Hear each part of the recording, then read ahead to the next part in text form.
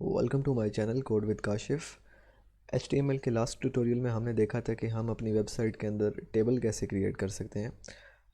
इस ट्यूटोरियल में हम देखेंगे कि हम इमेज कैसे यूज़ कर सकते हैं अपनी वेबसाइट के अंदर। तो ये मैंने image.html की एक फ़ाइल क्रिएट कर ली है और ये मेरे पास एक इमेज है। मैंने इस इमेज को भी यहाँ से डाउनलोड कर लिया है। तो अभी के लिए मैं यही इमेज जो है इसको अपनी वेबसाइट के अंदर जो है वो यूज़ करूँगा।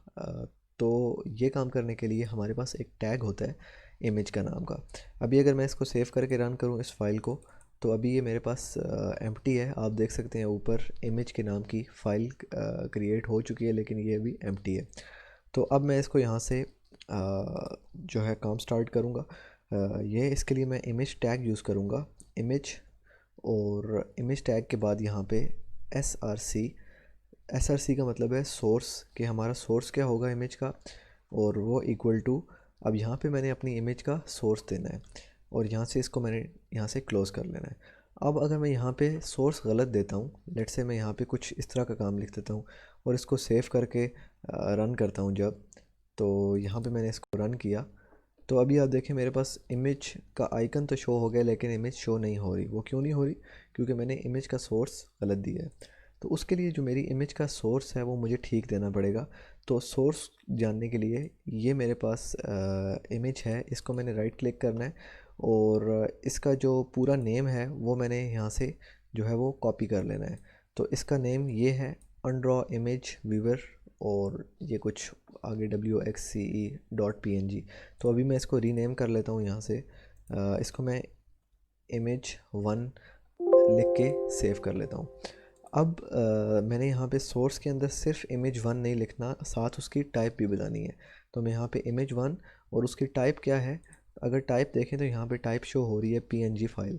अगर आपको इस तरह टाइप शो ना हो तो आप प्रॉपर्टीज़ में जाके यहाँ से भी आप देख सकते हैं .png। तो आपने साथ उसकी टाइप भी लिखनी है। तो यहाँ पे मैं लिख दूँगा .png। तो मैं इसको सेव करता हूँ, सेव करके दोबारा से रिफ़्रेश करता हूँ, तो ये देखें मेरी इमेज जो है वो अपलोड हो चुकी है। अच्छा, अगर मैं चाहता हूँ कि मैं इस इमेज की जो है वो ये एक्सटेंशन हटा दूँ, तो फिर मेरे पास इमेज मुझे शो नहीं होगी। मैं इसकी जो है .png हटा दिया, सेव किया दोबारा, और जब इसको दोबारा रिफ़्रेश करूँगा तो ये मेरे पास शो नहीं हो रही। लेकिन अगर मैं यहाँ पे कोई गलत दे देता हूँ, JPG लिख देता हूँ या कुछ और लिख देता हूँ, तब भी मुझे वो शो नहीं होगी, क्योंकि इस नाम की कोई मेरे पास JPG फ़ाइल इस फोल्डर में नहीं पड़ी हुई। तो .png इसकी एग्जैक्ट एक्सटेंशन है। तो ये मैंने दी तो मेरे पास इमेज शो हो चुकी है। अच्छा, एक और चीज़ है कि फॉर एग्ज़ाम्पल कि image1.png जो है वो मेरे पास यहाँ पे एक फ़ोल्डर है इमेज का, और इसके अंदर ये image1.png मैंने रखी हुई है। तो अभी के कोड में मैंने यहाँ पे सिर्फ image1.png किया हुआ है। तो अब अगर मैं इसको रिफ़्रेश करूँगा तो ये एरर देगा। तो क्योंकि अब मेरे पास सोर्स मैंने गलत कर दिया, क्योंकि जो सोर्स है वो सोर्स पहले यहीं पे था, लेकिन अभी जो image.html की फ़ाइल तो इधर ही है, लेकिन जो मेरी पिक्चर है वो इमेज फ़ोल्डर के अंदर पड़ी हुई है। तो वो काम करने के लिए, वो सोर्स देने के लिए, मैं पहले फ़ोल्डर का नेम लिखूँगा। अभी के केस में मेरा फ़ोल्डर का नेम, मैं इसको रिमूव करके दोबारा लिख देता हूँ।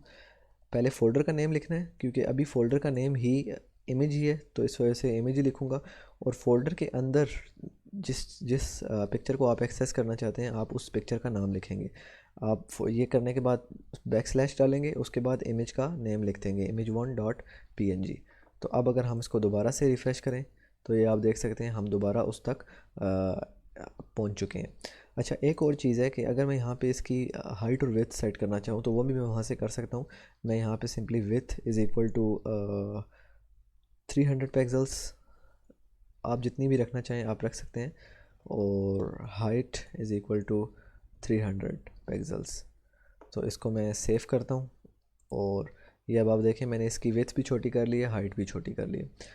आप इसी तरह इसकी स्टाइलिंग जो है वो कर सकते हैं। अभी हम CSS की तरफ नहीं जा रहे, स्टाइलिंग की तरफ। अभी बस मैंने आपको बेसिक से इसके विड्थ और हाइट सेट करना बताई है।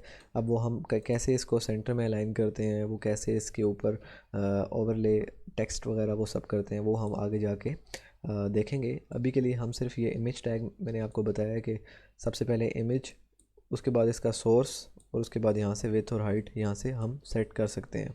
तो आई होप कि आपको ये वीडियो अच्छी लगी होगी। मिलते हैं हम नेक्स्ट वीडियो में।